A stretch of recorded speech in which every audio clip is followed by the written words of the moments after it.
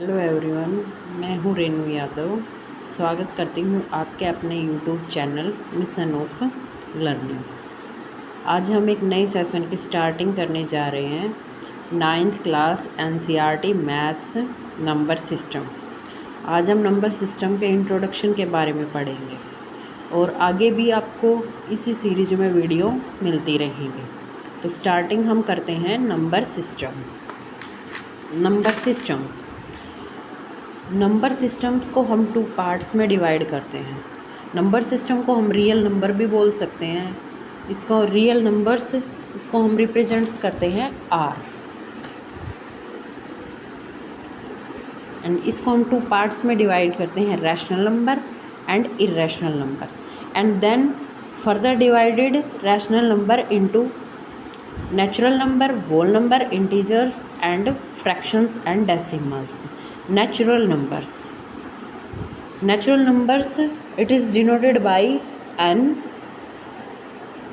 Whole numbers, it is denoted by w, and integers, it is denoted by z. Rational numbers, a number n is called rational numbers if it is written in the form p by q. p and q are integers and q not equals to 0. rational numbers को हम q से denote करते हैं। Rational numbers को हम q से denote करते हैं। एंड रैशनल नंबर्स, अब रैशनल नंबर्स होते क्या हैं? रैशनल नंबर्स हम उन नंबर्स को हम रैशनल नंबर्स बोलते हैं जो p बाई क्यू की फॉर्म में होते हैं। And p and q belongs to integers. p and q belongs to इंटीजर्स and integers it denoted by z's and q not equals to 0। For example 1/2,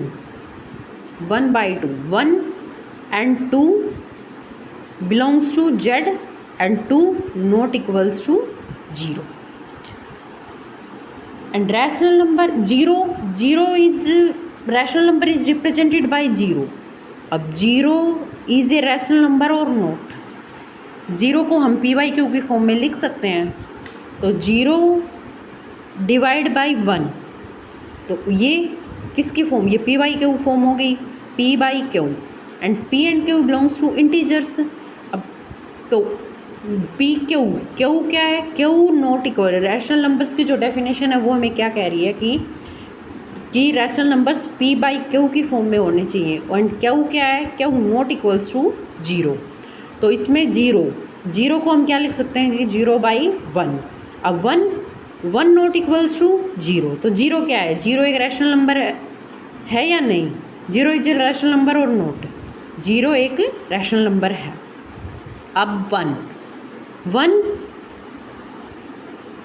is a rational number और not? Yes.